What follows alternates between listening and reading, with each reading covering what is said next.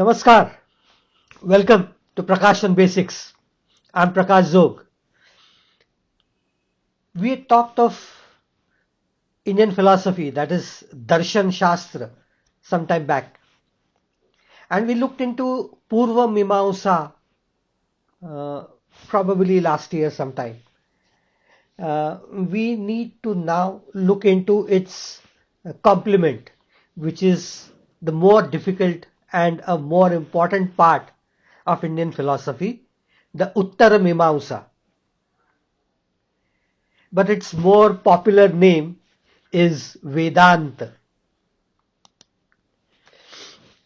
In fact, whenever people talk of Indian philosophy, they usually imply uh, Uttarmimamsa or Vedanta, which is its more popular aspect. I have talked of many of its major ideas previously uh, in independent units: Brahma, Maya, Atma, the great Mahavakyas, and so forth. What we need to do now is to look into the logic and reasoning behind connecting all of them. So let's try and do that. Uh, One caution for all my English viewers is overdue actually. Many a times the words that we look into are originally Sanskrit and or in Devanagari, and they are to be pronounced in that manner. But when they are written in English, many a times the pronunciations are not only wrong but could be misinterpreted. I would therefore suggest there are so many uh, people who have talked on YouTube, variety of places, using English as their reference. The trouble is, many of those words are invariably not pronounced correctly. So I would suggest that please try and get hold of the actual pronunciations, which I have tried to use as much as possible at every stage. Because if you use the Devanagari script or the actual breakdown, or if you have heard the words, that would be a little more appropriate. This now is not a very simple topic.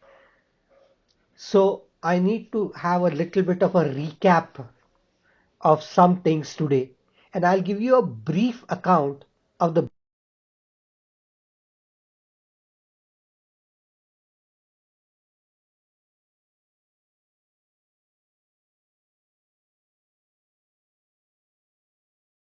This usually falls under the initial parts, the Samhita and the Brahmana part of the Vedas. Then it develops into Upasana Kand, which is usually covered in the Aranyakas. Uh, it actually means getting closer to the concept of interacting with God. And finally, the last stage, which is the Upanishad, it evolves and becomes into what is typically referred to as the Jnana Kand, true knowledge of the Vedas. But this maturing has not taken place overnight. And it has not taken place only in one of the Vedas, but in the different ones along, as I have mentioned long back. And the time span is over thousands of years, right from, we could say, somewhere 6000 BC to, in fact, to date, people have been trying to modify and improve on things. A very large, a very vast storehouse of knowledge was formed as Shruti, the Vedas, Smruti, the remaining parts, Puranas, and other treatises like Ramayana and the Mahabharata.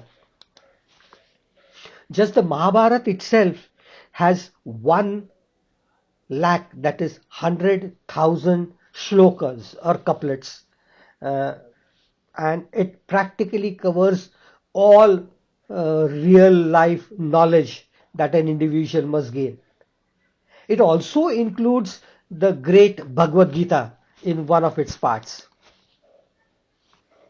All this knowledge and information is passed down for ages, initially purely by memory, and later on, after the concept of writing down properly was introduced, in the form of texts that were presented and passed on.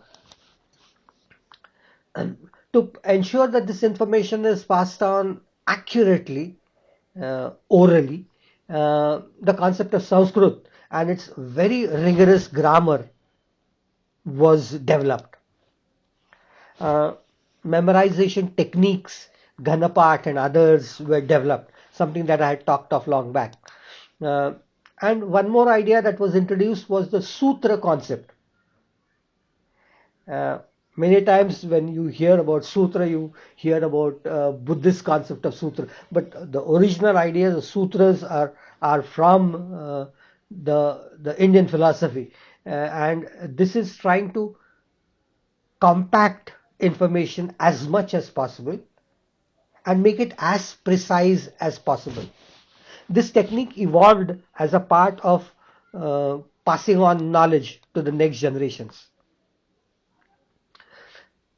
There are many texts, and when we talk of all of them, we have to realize that trying to memorize all this is not going to be very easy for an individual.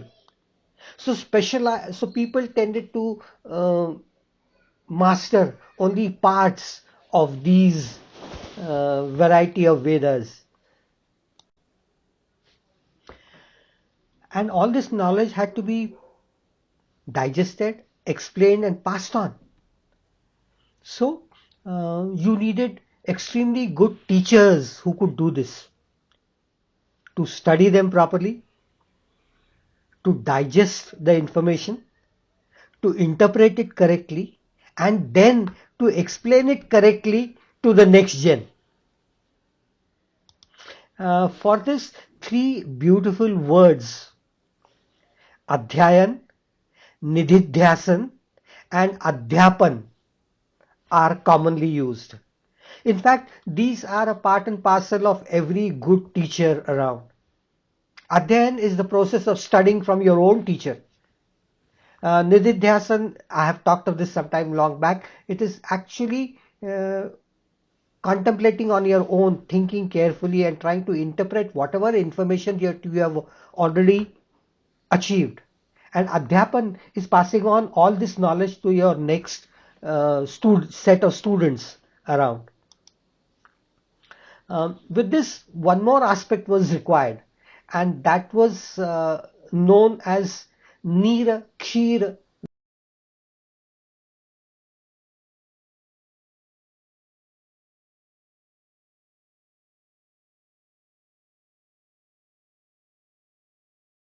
is common.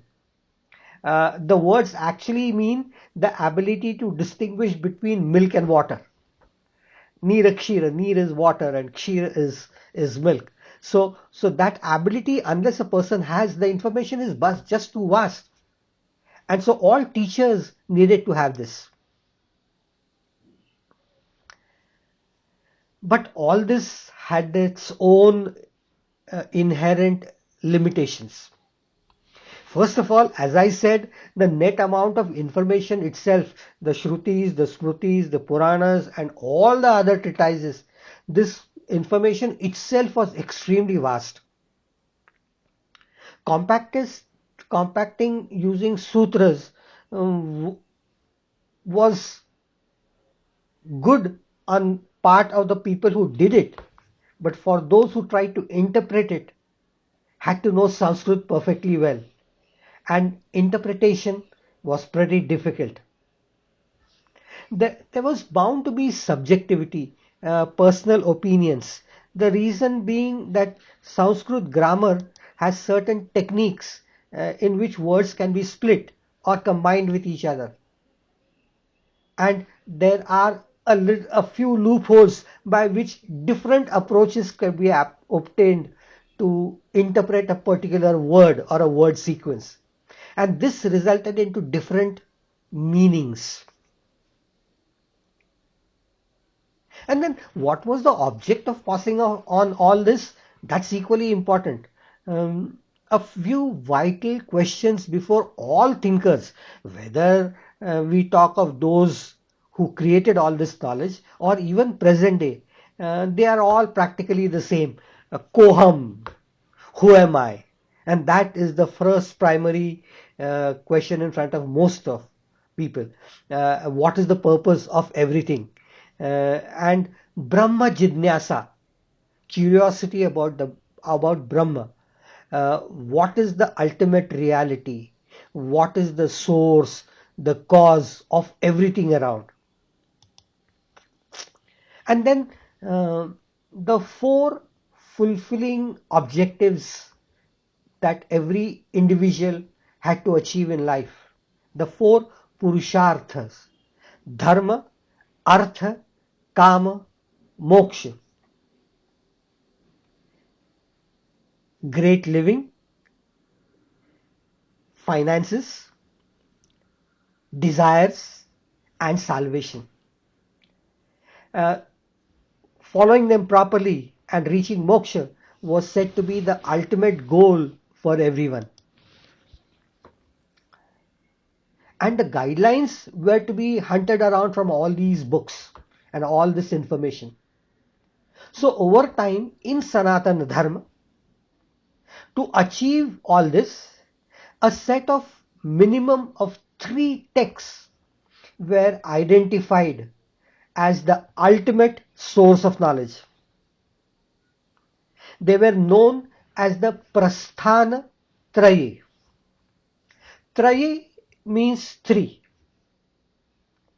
You can realize that the word 3 and trayii and try and all, they are the same because all of them have their origin in Sanskrit word traya, which is 3.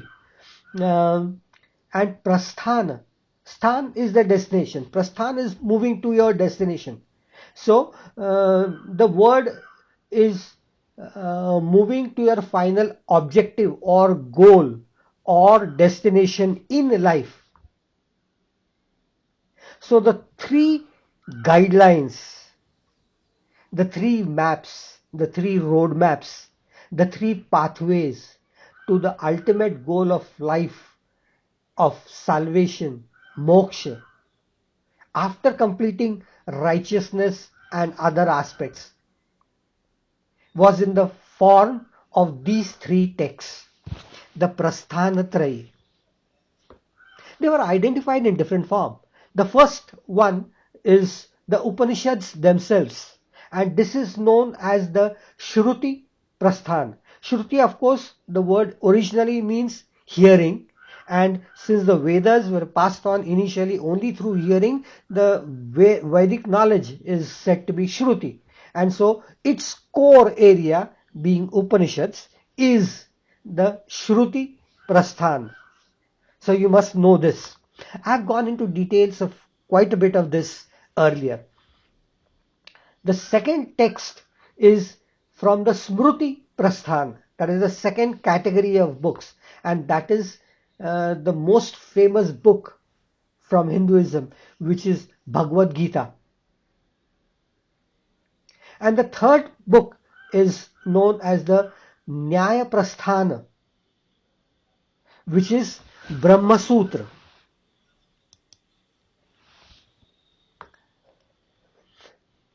I have dealt with the aspects of Upanishads, their characteristics, their importance, their significance. So I'll keep that aside, the first one.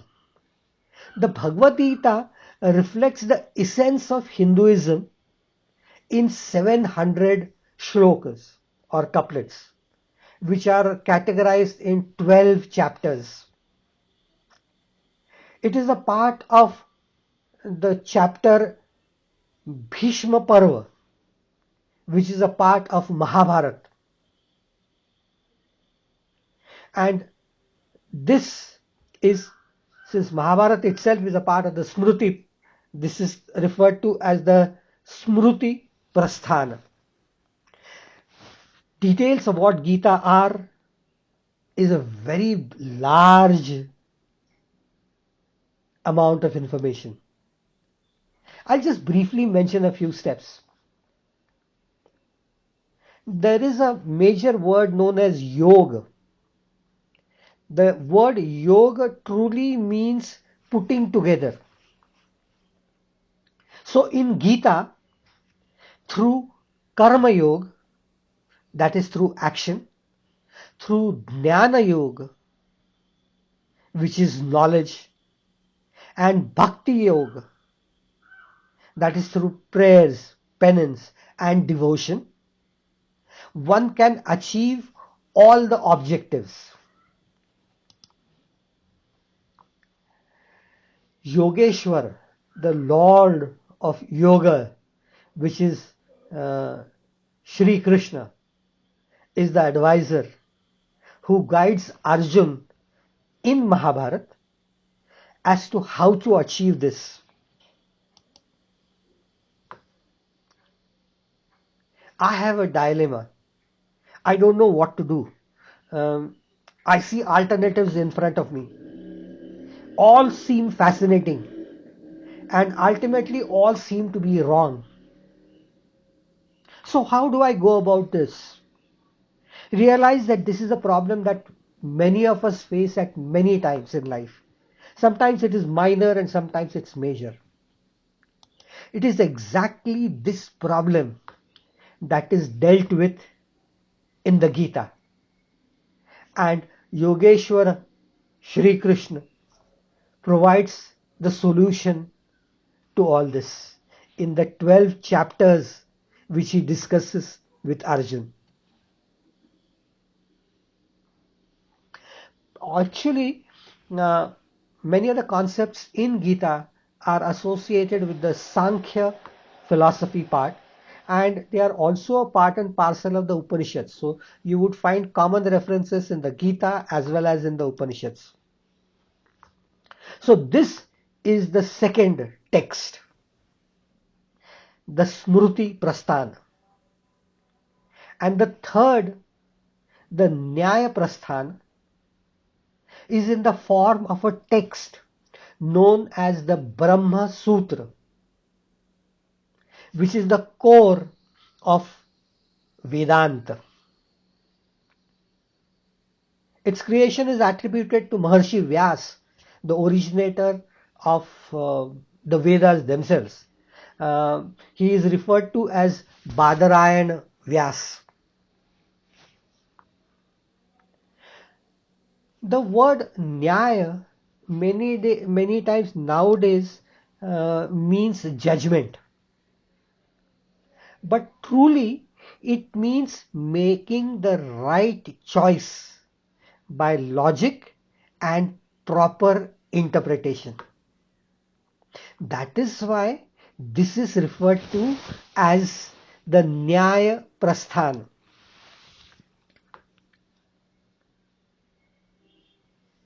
Please realize that I'll go into more details later on, but realize that this is a text consisting of around 555 sutras, which are broken up in different chapters.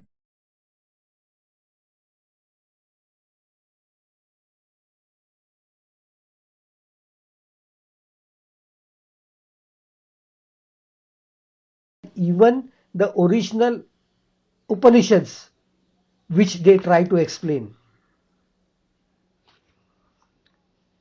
Originally, Upanishads were referred to as Vedanta, that is the end of knowledge. But knowledge itself matured, expanded into many other texts that I told you, um, Smrutis, Bhagavad Gita, and so forth. And so, more ideas had to be thought of.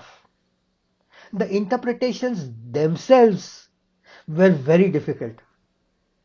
And so, The Sutra concept utilized the Brahma Sutra to explain all this. Its core idea is what is known as Athato Brahma Jidnyasa. That is, trying to understand the solutions to what Brahma is. So these three texts are the basis of trying to understand Indian philosophy, which is known as Vedanta. The major text, as I said, the Brahma Sutra, is said to be the core text of the Uttar Mimamsa. And understanding this itself is not very simple. So, a lot of experts